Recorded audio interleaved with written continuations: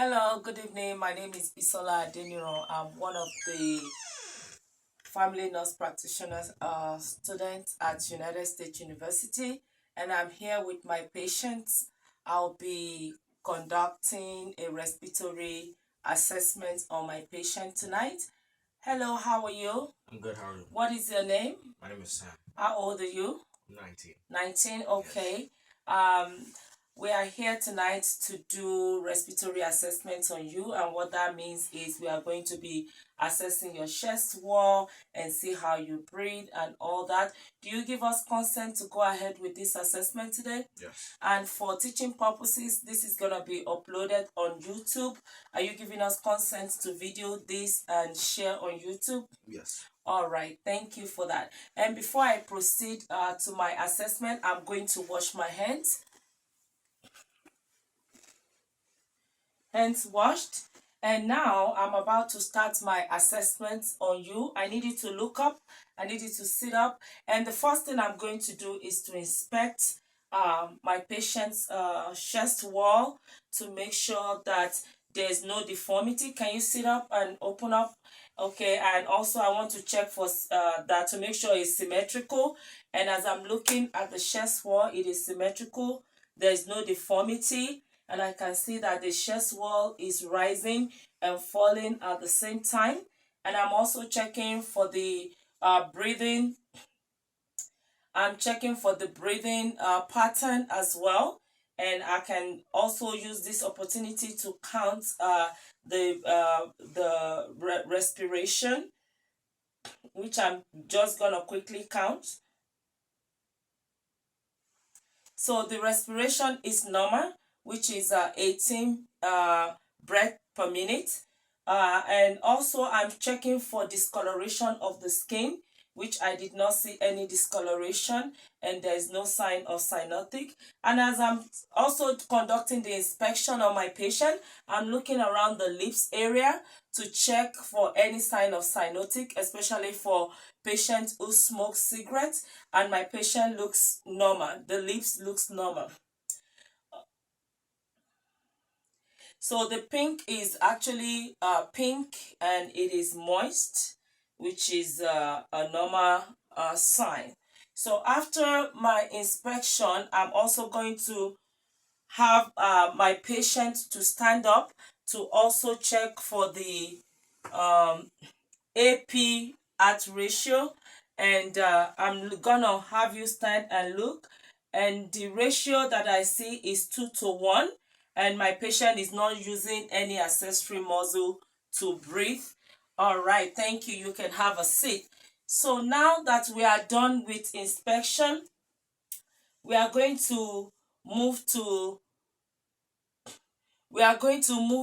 inspection of the fingers to make sure that there is no sign of discoloration on the hand. And I'm looking at the nails also to check for clubbings. And as I'm checking the nails, there is no clubbings at all. So that is good. And there is no cyanosis noted on the arm. The color is a normal sign. And I'm also looking for any discoloration of the arm, and there's no discoloration, which is also good. So after the assessment of this arm, I'm going to move on to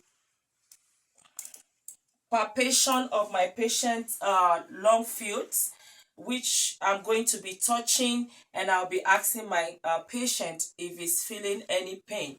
So just tell me if you feel any pain. I'm touching the right upper lobe right now, and this is also called chondrochondral tenderness. Chondrochondral tenderness, and I'll palpate to check if there's any pain. Do you feel any pain? No pain. So I'm palpating the sternum area for any tenderness. Any tenderness? No. Any tenderness? No. Any pain? Awesome. So the patient does not feel any pain during the palpation. Uh,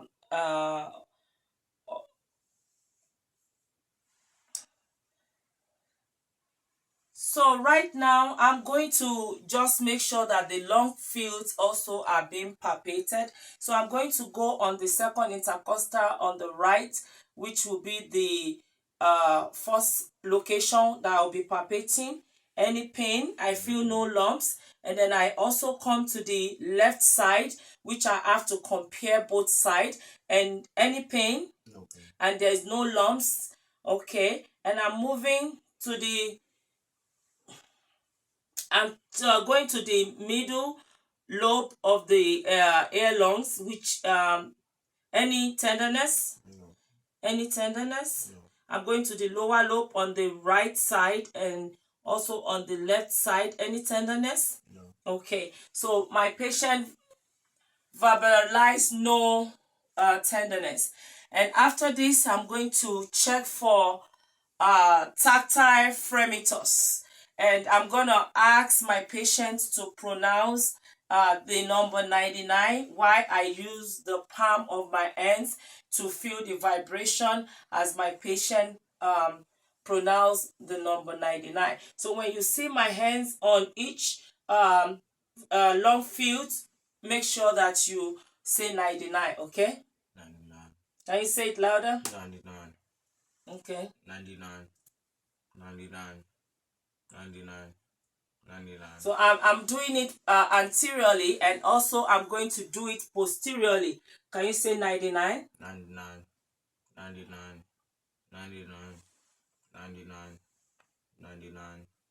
99. So as I'm conducting that assessment, tactile fremitus, the vibration have to be equal on both sides, which they are equal. But if I'm putting my palm on the sternum, I might not really hear the vibration, or at the bone prominence area. So it has to be on the long field for me to hear the vibration. And for my patient, I'm able to hear the vibration equally bilaterally. So that is a normal finding. So next thing that I would do on my patient is to do percussion of the long fields. So I'm going to ask my patient to lie down. Can you lie down for me, please? Thank you. And I'm going to give you a blanket so you can relax. Okay, so I'm going to percuss around your long fields, which I'm starting from the right second intercostal space, and I'm going to percuss. And what I want to hear is a resonant sound.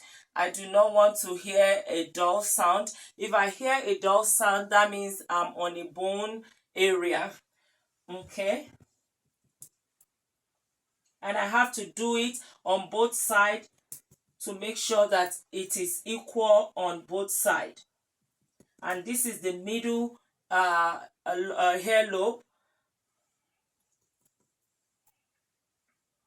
and here is the right lower lobe.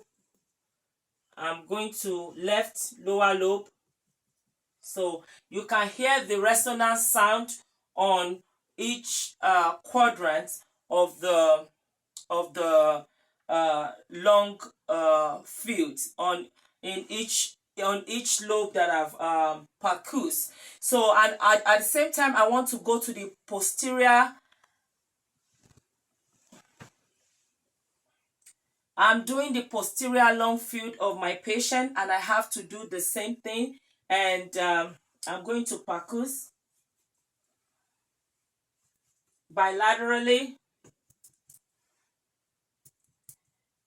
I started from the right upper lobe, and then to the left upper lobe, to the middle lobe, and then right lobe, right middle lobe, and left middle lobe. Now I'm going to the lower left middle lobe and the lower right lobe, and I can hear the resonance sound.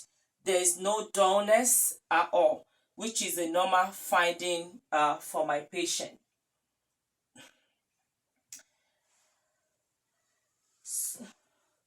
So now that my patient is in this position, I'm going to have him turn his back towards me, and I'm going to check for his diaphragmatic expression. I'm going to check for the lung excursion, which is also known as the diaphragmatic lung excursion. So I'm going to put my hands and put my thumbs together, and I'll ask my patient to inhale, exhale, inhale, exhale. So I'm checking for the lung expansion right now. And as I'm checking that, I can see that my patient is expanding. His lung field is expanding bilaterally equally, so which is normal. And now I'm gonna percuss to check for the diaphragmatic lung excursion. Okay, so I'm going to percuss. So I'm going to find where I found the resonance sound. So I can see that right here. I'm feeling. I'm percussing a resonance sound, and I'm gonna come from the lower right side. These are done, but all here is where I find the resonance sound. So if I measure from the top to here, and that will give me, I'm just gonna put a mark there, and then I will measure it with my tape measurement. Where's my okay, with my tape measurement. Give me 1 second. Okay, here is my tape measurement from the mark. It is 3 centimeter, which is a normal normal findings is for my patient is 3 centimeter. Okay, can you sit face me? The next one would be, so the last one that I will do on my patient is to auscultate. I want to listen to all the lung field of my patient, and I want to start from the apex of the lungs, which is around the clavicular line.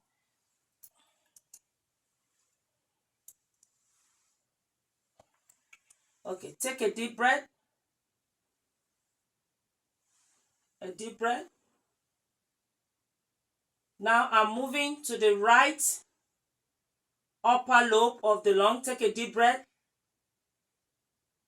I'm moving to the left side upper lobe. When you see my diaphragm touching you, take a deep breath. And I'm going to the other side as well. And I'm going to the lower right lobe and lower left lobe. Lung sounds are equal, are clear on both sides. And also I will do the same thing. I did not hear any adventitious sound like stridor, whistle, or crackles. The lung fields are clear upon auscultation. So I'm gonna do the posterior side, which I'm gonna start from the apex as well. Take a deep breath out, deep breath out, and then take a deep breath on the right side upper, and then left side upper, middle side, middle left, lower right side, lower left side, then the right lateral side. Take a deep breath. The left lateral side. Okay, the lung sound is clear. I did not hear any adventitious sound like stridor, like whistle or crackles. Everything is normal during this auscultation. Can you turn this way, sir? Okay. So at this point, we have concluded the assessment, but I have one special test that I need to conduct, which is called uh, bronchoscopy. And the bronchoscopy assessment, I'm going to have my patient to repeat the same word 99, and then I'm gonna listen to it posteriorly at the back, and then I want what am I looking for when I do that? If there's any muffled sign during that auscultation. So I need you to turn your back towards me. So I'm gonna go posteriorly to do this test. No, it's okay. You can just sit right there. So when you feel my diaphragm on your back, you pronounce 99, okay? 99, 99, 99, 99, 99, 99, 99, 99, 99, 99. Okay. So I did not hear any muffles during. I didn't. The normal finding for my patients with this test is to hear a muffled sound as my patient you know pronounce 99, and as my patient did say 99, I can hear the muffled sound. Do it one more time. 99. Can you sit up properly? All right.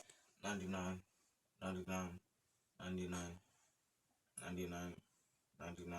Yes, I can hear the muffled sound as my patients pronounce the 99 number on all the lobes, all the lung fields. Okay, so and that completes my assessment tonight. Thank you so much for your cooperation. Your assessment tonight all looks normal. Okay, and then I will see you for your next visit in 4 weeks time. No, in 1 year actually, because it's wellness visit.